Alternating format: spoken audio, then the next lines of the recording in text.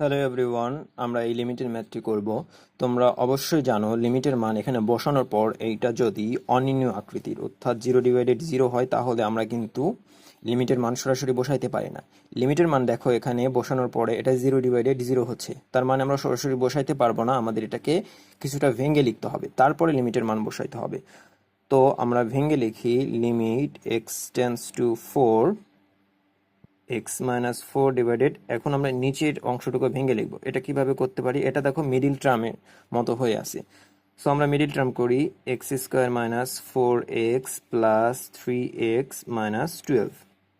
এখন limit x tends to 4 x-4 divided, x common নিচ্ছি এই দুটা থেকে, তাহলে x-4 + 3x - 4।